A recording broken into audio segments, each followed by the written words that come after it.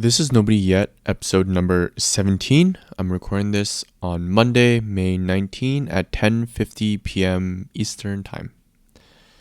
It's been a while. It's been a while since I did one of these. It's been like 1.5 months. My last one was April 5th, or at least like early in April sometime. And it feels like forever ago since I last recorded. It turns out talking to yourself on camera in front of a mic in your room alone is kind of an acquired skill. I just spent the past like an hour and a half just jotting notes of what I want to say, so I'll be looking at that fervently, or let's just say a lot. I don't really know if fervently is a word, but I'll be looking at those notes a lot today as I kind of get back into it, come back in the swing of things. I also kind of have a lot of mucus in my throat, so this is going to have to suffer through that as well. But I think 1.5 months has been a good amount of time to make me, to get me have the itches of doing one of these again. It's kind of like what I feel when I go on a vacation, where after a vacation of around like a week or a week and a half, I start like itching to start like working again. And maybe it's not like work, but I feel itchy to start making progress on something again, to work out again, and to get back to what I'm actively pursuing. So this is kind of like one of those moments, except it took 1.5 months.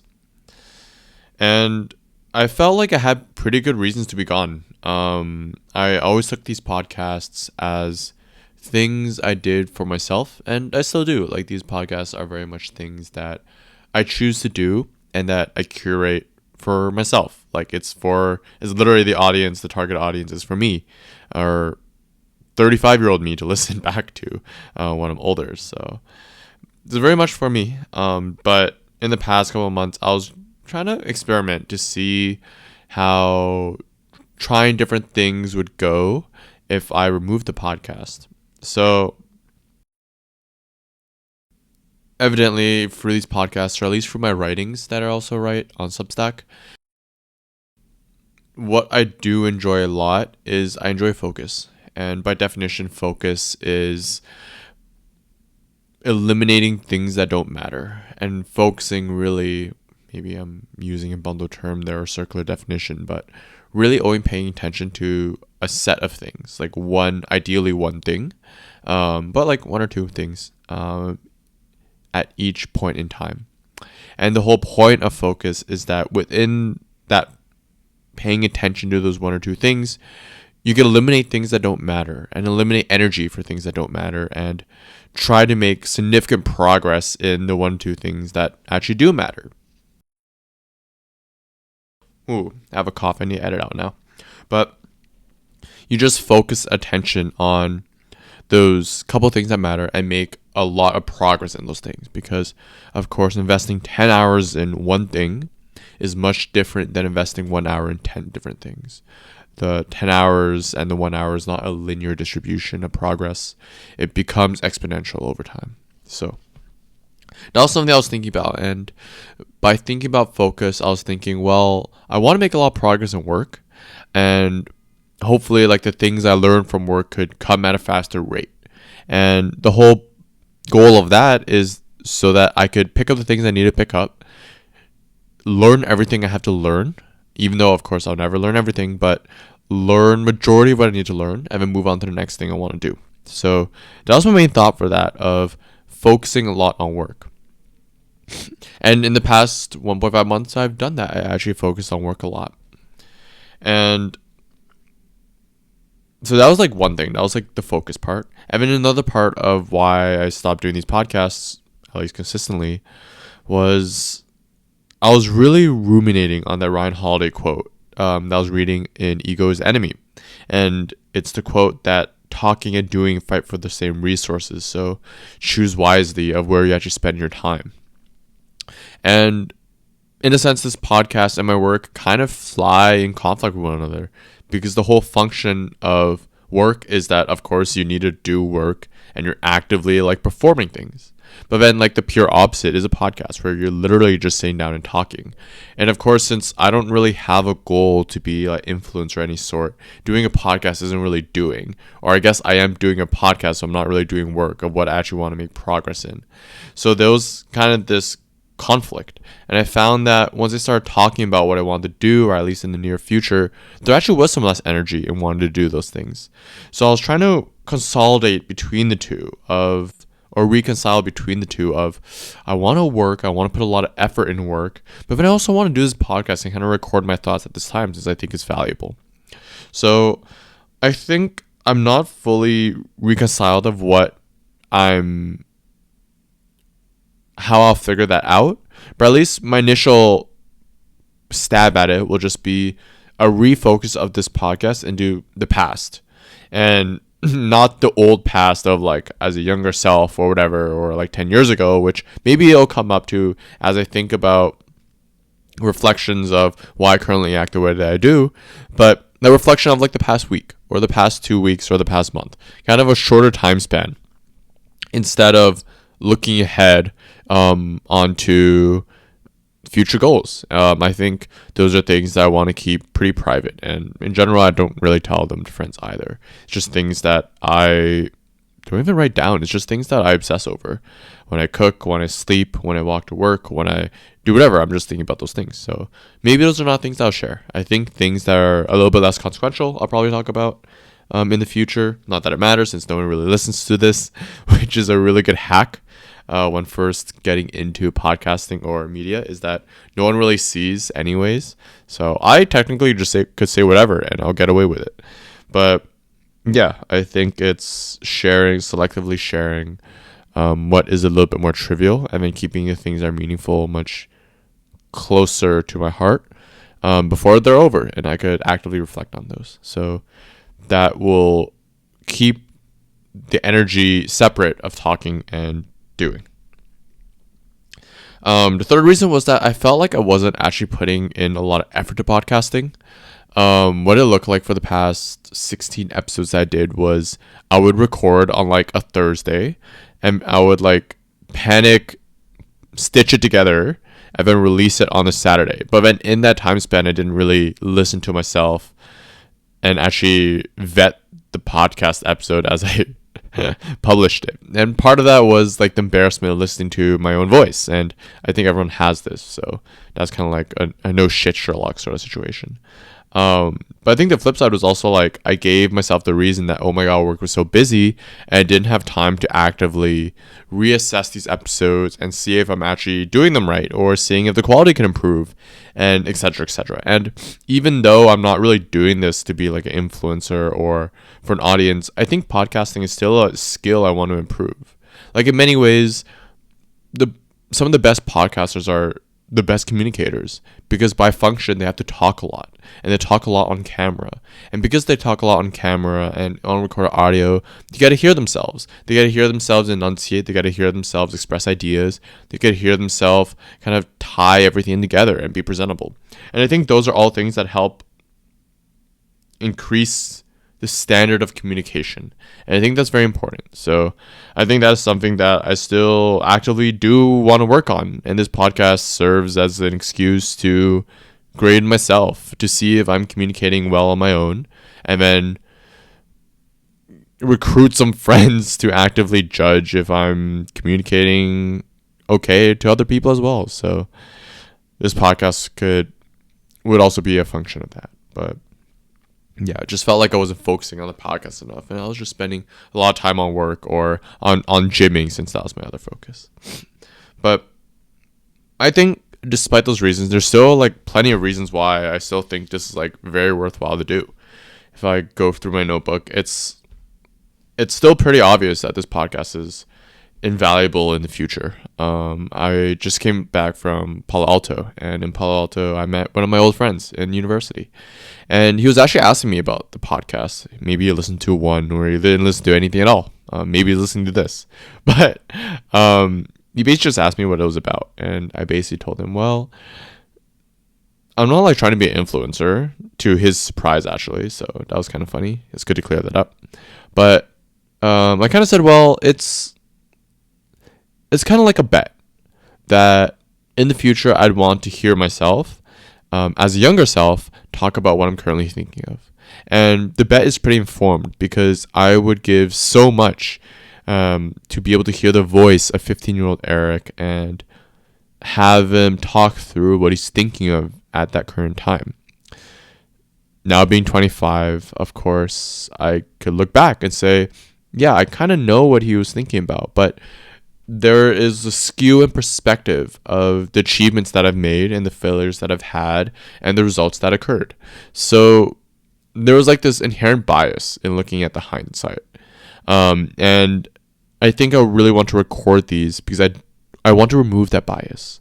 Like I want to show to myself what I was like at that stage and not have that be skewed by this story I made up in my mind for myself to kind of think about the past better in a more romantic light. So this is kind of to slash that bias and the stories that I could tell myself. And this is not just like for future me, but of course for like present me as well. Like there's a lot of value in talking about things I'm thinking about. It definitely did not change in the past like 1.5 months that I started thinking less. In fact, my mind started thinking a little bit more. And I think the podcast has always been a really good way to kind of release all of that and have some positive avenue where I could just maybe not necessarily dump all my thoughts, because I think that's kind of disrespectful to the listener. I think it's pretty important to consolidate thoughts and to really think about what you're going to say, so that you don't waste anyone's time. And sure, I don't do this for other people, but there's also like future me, and I don't want to waste future me's time either. So there is a lot of consolidation of thoughts I think is very helpful, and to actually present them in a digestible manner. And I guess there's a selfish way of just it helps me think a little bit less and to empty kind of what's a bit backed up. And there's a good analogy for Walmart. Walmart's known as the very, very famous discounter. And I think it's from them where they say that you have to keep control of costs. And for them, this makes sense because they are a discounter. They sell things at very low margin.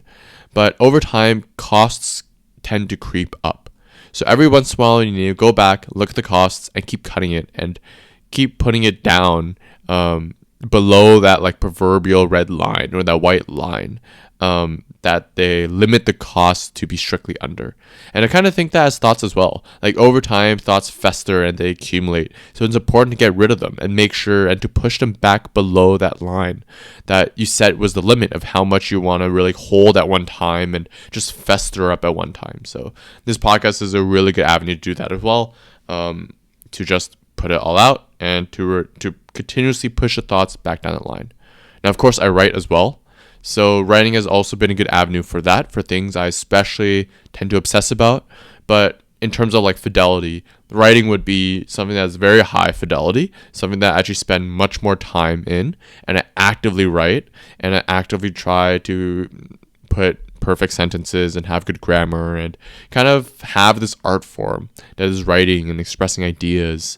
And I think that's a little bit different than like podcasting, where I'm not shooting from the hip entirely, but there's a sense of looseness since I don't have to focus on sentence structure and run on sentences and periods and things like that. So just a good way to help me think less. And there's a difficulty with podcasting. I think a lot of people who don't really listen to podcasts a lot think of podcasts as something that's really easy to do. Like you, in the bare bones, you literally just set up a camera like I'm currently doing on my Mac. You buy a mic from Amazon, which is not that expensive. You click play and you just talk, right? And then maybe you invite a friend or two, and then you like Google Meets or like whatever, and then you record that and you just like throw it online and hopefully it gets views. But podcasting is like very much an art. I pretty much only consume two types of media. I consume only podcasting and books pretty much. And occasionally I'll scroll like Instagram or something, but I mostly just read and listen to podcasts. And especially for me, since I have podcasted before, it's difficult not to compare myself to like the podcasters I currently listen to. And that in itself is a pretty faulty comparison, since of course like the podcasts I listen to are pretty famous podcasts. They have a lot of listens. They do live shows at this point, right? They're pretty high profile, and they've done it for like 7 years at least. So by comparing myself with other podcasters, I'm comparing myself to people who are far more skilled, who's been in the game for much longer, and who are much older than I am, which is, of course, a terrible comparison.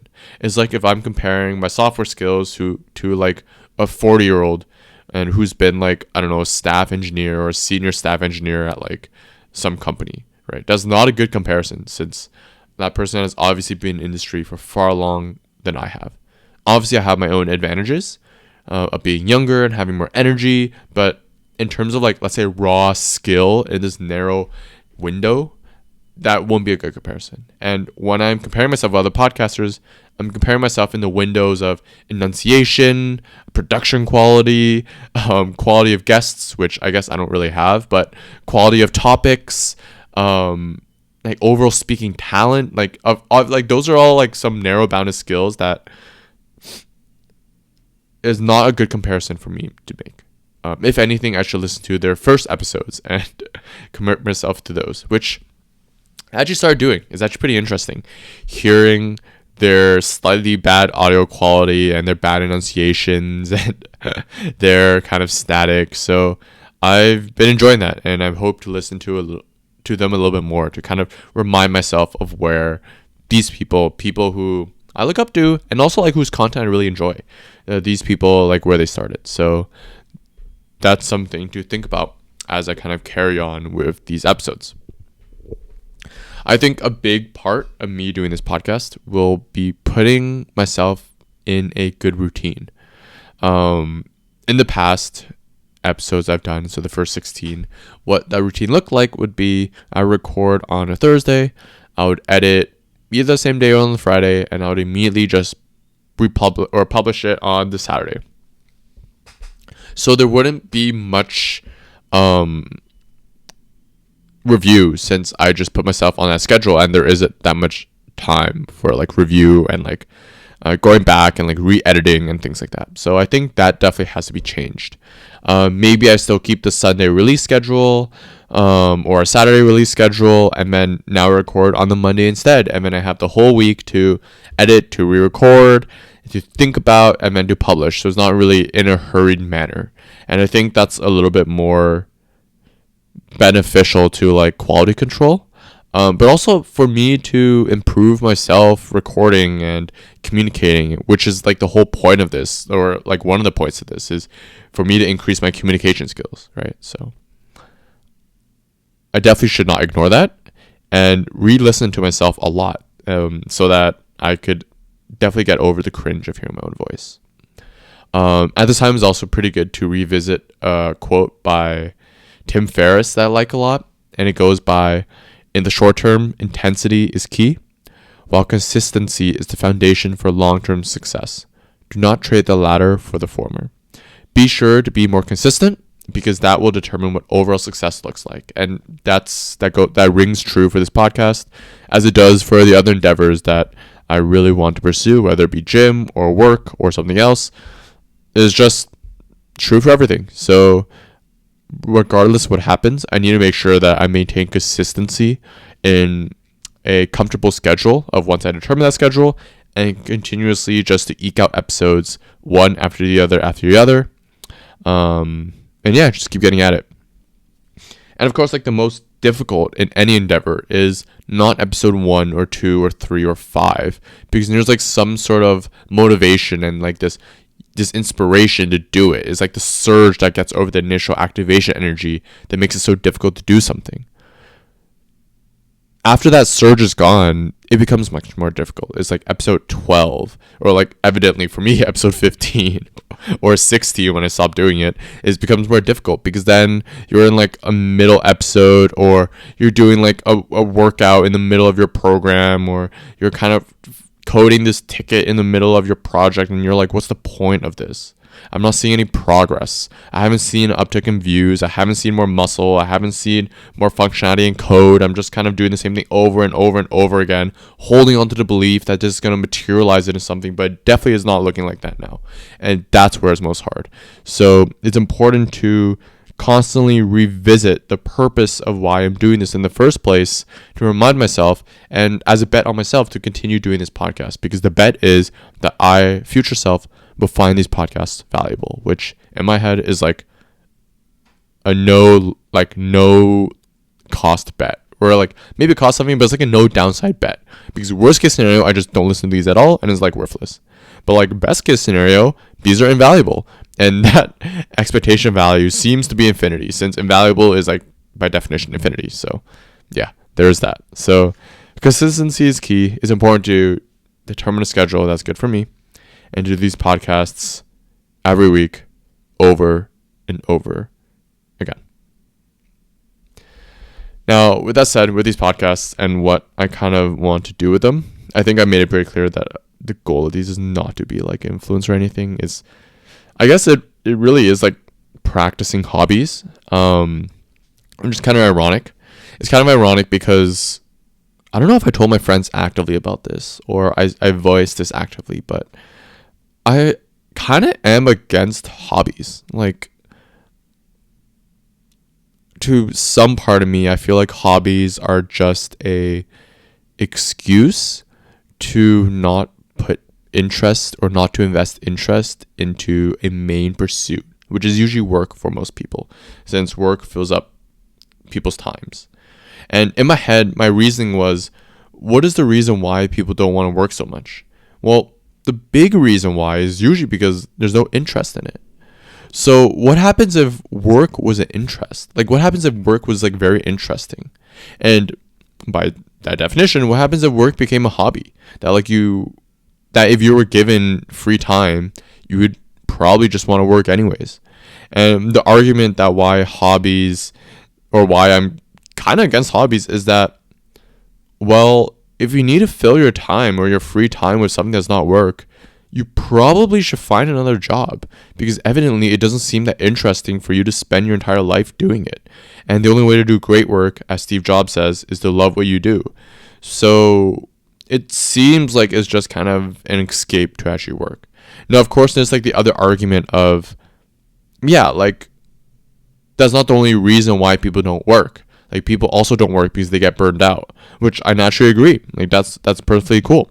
And that's also why maybe I've also expanded the definition of work. I'm kind of cheating a little bit. So I've expanded the definition of work to things I'm making active progress in. So then that's like me in the gym actively making progress and increasing the total of my weight. And maybe in the future for me to compete in our powerlifting competition again, or to increase my physique and see like the 5th or 6th ab that I'm kind of looking at, or decrease my fat percentage below the 13.2% I believe I was at last time I measured. So maybe I just kind of redefine work, so now I'm kind of like always working, which I actually do enjoy, but it's kind of like my antidote against hobbies, I guess. Or maybe I could speak a little bit more specifically, frivolous hobbies in which I'm not really doing anything. I think it's pretty important just to explore interests and to make active progress towards those. So yeah, I guess this podcast is a hobby for people who talk to hobbies like that, or talk about hobbies like that. So, well, there's that. And this is me kind of telling myself that that's okay. And perhaps some reframing of this podcast being work. So, well, that's what this is. The podcast is another version of my work that I reframed it as. But yeah. Moving on. So something I've been quite obsessed about. So in these podcasts, like I said before, are basically journal entries of who I was at a given time. And something I would love to hear my younger self talk about is what he was obsessed about at a given time. And I think this is pretty cool. I was tracking interest to see where interest develops over time. After reading Paul Graham's essay of Doing Great Work, and reading another book called The Alchemist, or The Alchemy, or something like that, by Rory Sutherland. He's a VP of marketing at Ogilvy. which is the very famous advertising firm. It really made me think about the concept of just chasing interests. Rory Sutherland puts it as chasing butterflies, which I actually love, because it feels like you're doing something frivolous, like you're just chasing things that don't really matter. But as Paul Graham says, and I don't have this exact quote, so I'm paraphrasing, but it's like your interests over time that you develop and you eventually connect together that make yourself unique and actually potentially give you the business ideas that you want to pursue. So maybe it's a productive lens, or it's a more is my productivity coded lens for me to think of, oh, me chasing interests is a way for me to find more sources of startup ideas. Maybe it is, maybe it's not, but it doesn't really matter. Either way, I'm going to chase butterflies. So this is me chasing butterflies. And something I've been, so looping back, so something I've been obsessed about recently are biographies. I think I talked about biographies before, but this recent obsession, recent as in the past year, obsession with biographies really perked up as I started listening to David Senra's Founders podcast, which each episode is a summary, or maybe not a summary, but it's like an hour-long podcast in which he goes over what he learned from reading a biography of a certain founder. And these founders they're usually business types, but they can also be like creatives. I was recently listening to a podcast episode on Christopher Nolan. And I've definitely listened to podcast episodes on Kobe and Michael Jordan, so there's definitely athletes in there as well. But he roughly defines a founder as anyone who kind of is pursuing his own enterprise or doing something that's really core to themselves. I think I'm butchering the definition, but it kind of broadens the idea of a founder from not just being someone who's running their own company as like a literal definition, but also as someone who's actively just having outsized returns in their kind of pursuit that they carved out from their own agency. So that's kind of another aspect of being a founder. And by listening to his podcast, it just makes me really want to dig into biographies more and to really dig deep into the stories of these founders.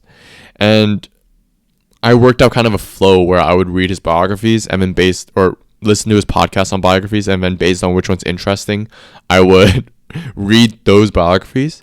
And I feel like by reading the biographies, I've like stumbled upon one of the most highest ROI activities that I could be doing.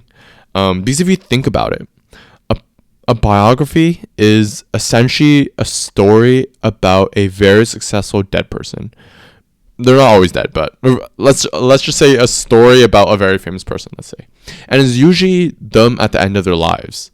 There's a thing that goes on with these founders that when they're nearing the end of their lives, they always want to like write a biography. That was the story of Sam Walton in Made in America, is that he wrote the biography with, of course, a writer as he was dying of cancer and as he was on his hospital bed. And it's kind of like this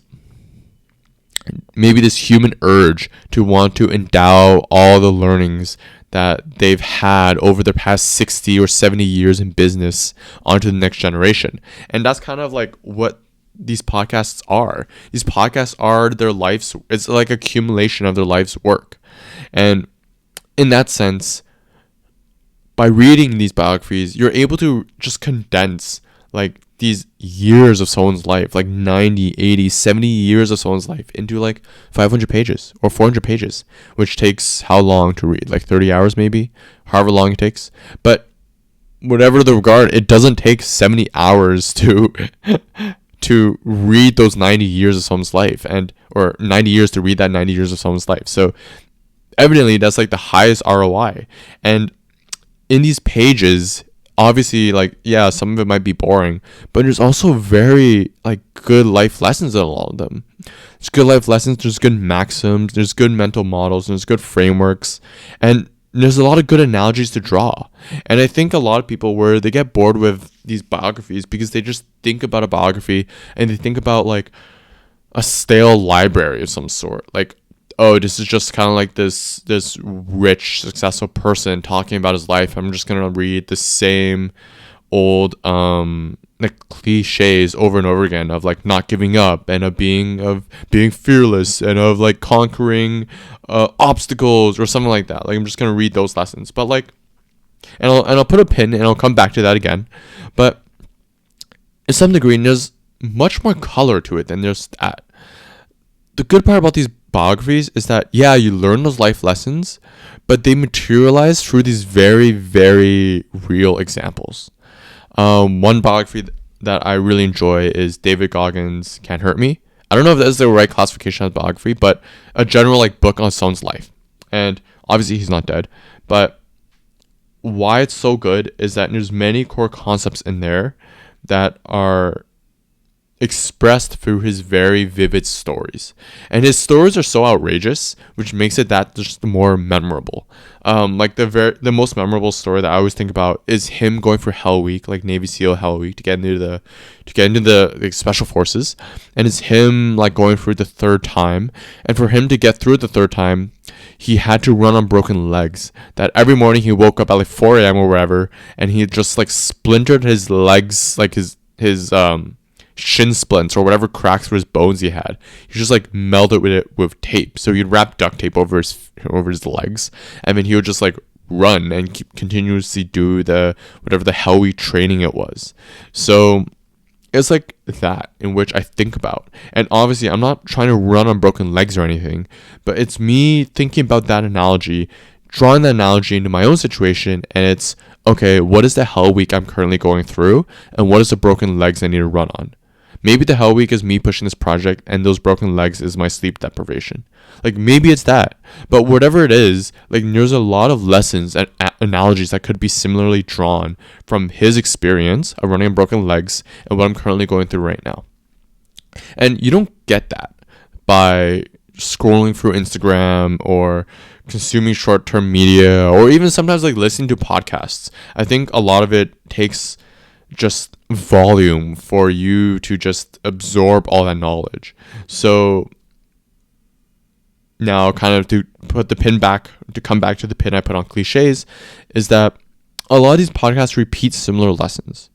Or not podcasts, a lot of these books, these biographies repeat the similar lessons. And maybe that's for good reason. It's probably because a lot of these people got to the end of their lives, achieved everything they like could achieve, and they came to the same conclusions. And if they came to the same conclusions, shouldn't we be listening to them? Shouldn't we be like trying to read as many of their stories to just ingrain it into our heads so we have that lesson early on, and not when like we're 60 or not when we're 50 or when we're older? The whole idea is to learn from other people, and these biographies give a way to do that. By just buying a biography for $20, you get the chance to just read their life over and over and over again and drill it into your head of what the lessons are, what the maxims are, and how these are described for their life. So when you get there, or to some similar point at that person's life, you could just remember that this is what this similar person been through. This is what I'm currently going through. It's similar in these regards, and therefore I should deploy these mental models, or I should be more faithful. I should reach out for help, or I should not quit. I should do whatever. And you could accessly draw on these lessons, and you could try to minimize self-doubt and minimize everything and try to avoid the pitfalls and try to do X, Y, and Z to try to get yourself into the next level and to get past the situation. And if all these founders, if David Goggins, if the famous podcaster, if whoever these biographies are about, if these people have done so many things in life, what makes you think that you can't learn something from these people and apply it to your own life, given that you're not there yet? And this is me speaking to myself, which is why I'm being so forceful with this, is that there's a reason why I read these biographies, is to try to ingest those lessons, to try to propel myself further in my current life. That's the whole point. And that's the whole point of volume, of doing this over and over again and repeating myself over and over again, and to repeat what I'm writing over and over again, and what I podcast and what I read over and over again, so it kind of materializes in my head very clearly, and I could draw on it really quickly, and so that I could really just deploy them at time of need, and of course in a very efficient manner. So I don't have to kind of dilly-dally and think about what I should be doing. I could easily just apply, oh, that is what Steve Jobs did at Apple, or that's what Jeff Bezos did at Amazon, or that's what Sam Walton did at Walmart, or that's what David Goggins did at Hell Week. I could just actively deploy these examples and try to figure out what's best for me and kind of make my own judgment there. So that has been my obsession with biographies. I clearly think it's something that is significantly undervalued, and I think people read them for a story, but I think there's much more deeper lessons that you could get from those stories and from what they actively talk about, right? Like, there's a reason why these people wrote these biographies, and why these authors wrote these biographies about really great people, is because there's a lot of lessons that could be told from there, and it would be foolish not to draw from those lessons as much as possible. So those are like biographies from the like lessons lens and how it applies to life. I think another one that's really important is that by reading these biographies, it's kind of like getting a lecture from a dead person. So people always ask the question, or maybe not always, but it's like a good icebreaker question of like, who are 3 people, dead or alive, you would have a conversation with? And then people would just like list their people, like Albert Einstein or Michael Jordan or whatever people would say. And my refute to that is that, well, you kind of already can have dinner with these people if you want. You just can't say anything. But they will say everything. Like, they will essentially lecture you over this dinner, which I think is far better than no dinner at all and having no interaction with them. And by reading these biographies and having them lecture you, it breaks the barrier that these people are immortal. These people don't seem immortal anymore. These people seem very fallible. They seem like they have very big flaws that at least you could relate to, because of course you have flaws as well, right? Because we're all people, we all have flaws. And by reading these biographies, it really emphasizes that point, because you see where they're bad, you see where they fail, and you see when they had nothing. And I think that's an important part. Because when we think about a Jeff Bezos, or this is a good example, when we think about a James Dyson, the founder of the Dyson vacuum cleaner, when we think about these people, or we think about a Izzy Sharp, the founder of Four Seasons, when we think about these people, we think of them when they're successful already, when they had everything already. But like I said earlier about comparing myself to podcasters who've been in the game for 7 years, that's not a good comparison. Or if you're not comparing, that's not a good way to see them. A good way to see them is seeing them as that kid who didn't have anything and who was starting off with nothing, who was starting off with like even less of what you have now maybe. It's good to see them in that light, because then you see the empire they built with such clear vision. If you understand why these people currently in public could hold so tightly into these empires they built, or why they act certain ways. And a step beyond that, it also improves the confidence that you have in pursuing your own things. Because if these people build these empires from being nobodies, which we're all nobodies, since nobody, assuming like we're all nobodies and you're not famous or anything when you're listening to this, you're nobodies. Assuming you're nobodies, and assuming they were nobodies at some point, and they built this great enterprise, it means that you could do whatever you want as well. Because evidently, they've done something great. They're very fallible. You're pretty fallible. I'm pretty fallible. Why can't we do something great too? Right? So it really gives that, I don't want to say motivation, but it gives that understanding that there's no adults in the room, that everyone is just some person trying to figure it out, and they're just like banging and they're walking around blind in the darkness, trying to reach for anything in light, trying to reach for any certainty that they could get, and trying to make sense of the world as they're trying to figure out their passions or figure out this hobby or figure out the problem that's blocking them from their obsession. They're just trying to figure things out, right? They're just people. And us as people too, we shouldn't be scared, and we should just pursue what we want to pursue and build the enterprises that we want to enterprise. So that's the second thing about biographies. The third thing, and I kind of touched this on the second point already, but by reading these biographies, there's like an appreciation that I have for great businesses, because I'm able to see all the pain that goes into building them.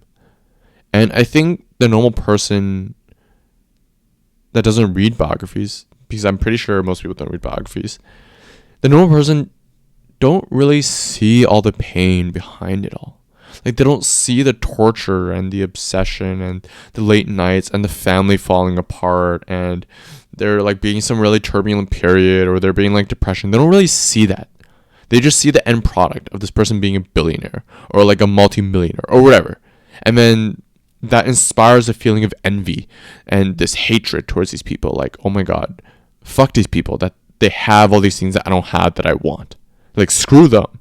But by reading these biographies, you kind of really appreciate their work. Like, you appreciate how much pain they went through and the thing that they built. One thing I'm really excited to read, that's my next read, is Invent and Wander by Jeff Bezos. It's a series of shareholder letters I wrote over the years of Amazon. And of course, like, Amazon was the first big company I interned at. And even before that, I really loved Amazon because I really enjoy retail. I really like e-commerce. And I don't know why I didn't do this earlier, but now I feel like I have a one-way ticket to have dinner with Jeff and for him to lecture me over all his business concepts that he's gained over the years, over the course of Amazon, when Amazon was maybe not a small bookstore, because I don't think he had to write shareholder letters back then, but when it was probably like a decent sized bookstore, and probably as I was going through the dot-com bust and the 2008 financial crisis, and it had these boom and bust cycles, and as I was growing AWS. So as it went through all of these periods, I could now see what his mind was at and where and what he was thinking of. And of course, it makes me probably appreciate Amazon a little bit more, right? The simple action of me clicking buy now and receiving, like, I don't know, facial cleanser in the mail. All the mechanics of that has been abstracted away from the effort, the painstaking effort that he and his team has made for me to give such a simple product that's so easy to use. It makes my life significantly much better. So, yeah, a very great appreciation for businesses, and of course the other founders as well, for the countries they built, the sports, the products that I get to consume, whatever it is. There was like this fine-grained appreciation for it now. But yeah, that has been my obsession with biographies, something that I'm obsessing about right now very heavily. So super excited to go read Jeff Bezos' Invent and Wander right after I record this podcast. But yeah, that's kind of a taste of what this podcast will be like. In this podcast, I talked about what I was up to for the past 1.5 months and my thoughts towards the podcast. That is kind of like the reflection part, where I really want to reflect on the short past and kind of gather all my thoughts so that A, my mind is not full, but B, I deliver kind of like this complete, hopefully nicely wrapped package to you. So you also don't feel that lonely in your own reflections as well. In many ways, I want to share my own flaws through this podcast to show that I'm growing, hopefully, to myself, but also to show that I'm not perfect and people are not perfect. I think in the world of social media, and especially in the world of like entrepreneurs, founders for these podcasts or for these biographies, it's easy to get swept away by how glorious and how perfect people could seem like, right? But you don't really see all the battle and all the self-doubt and everything that goes into their mind. A really good example of this was Endurance by, I don't know the author, but it was about the Arctic explorer. I'm trying to remember his name, but I guess I'm also forgetting it. I'm just forgetting everything right now. But Endurance was about the Arctic explorer who tried to traverse the Arctic with his crew. And he happened to get stuck in the middle of the Arctic and had to find a way to get back. And this was like the 1910s or something. So technology wasn't as advanced as it was today. And he had to leave his group of crew members back to Britain or whatever island that he had to get back to where he could contact civilization again and try not to get all of them killed. And the interesting part is that all of them wrote journals. Oh, sorry. I remember the explorer. The explorer is Henry Shackleton, I believe. But yeah, you got to read all the journals of Shackleton and also the journals of his crew members. And the journals of the crew members were like very upbeat. They're like, Shackleton, our leader, is like such a great leader. He's so confident. He's telling us we're going to do this, this, this. If this happens, we're going to do this. And they just see Shackleton as like this very confident individual. But if you read Shackleton's diary in the book, it's just filled with self-doubt. It's filled with like, I don't really know if this is going to work. I don't know if we're going to die. I don't know where we're going to find food. I don't know if we're going the right direction. I don't know what the weather's doing. I don't know where the wind's blowing. I don't know how it's going to blow. It's just riddled with self-doubt. And I think we don't see that self-doubt enough in people, right? And for good reason, right? Because who wants to show their self-doubt? Especially if they are like an accomplished person, like a Jeff Bezos or a Bill Gates or something like that. So, well, being that I am a nobody, and this podcast is called Nobody Yet, and hopefully I do become somebody not in the sense of someone who's famous, but at least like someone who did something substantial, substantial for my own taste, and that I could look back at what I did and be proud of what I've done. So that is kind of my definition of somebody. And given that I am a nobody right now, I have not reached there. I am free and I don't feel any guilt in sharing my fallacies that I have, or the self-doubts that I have, and all the negative things and my weaknesses. I don't think I'm scared in showing that. And since not that many people listen to this in the first place, I don't have to feel like exposed or anything either. And if more people listen to this, cool. But yeah, I guess for the listener, if there was any value proposition, the value proposition is this. Not my mispronunciation and things, but the value proposition is you get to see me, or you get to hear me reflect on my own life and all the weaknesses that come with it. And hopefully for you, and why I make these podcasts, is that I hope you feel a little less lonely in your reflections. And you feel like you're not the only one with weaknesses. And I think we need a little bit more of that. But yeah, welcome back to Nobody Yet. I'll see you next week.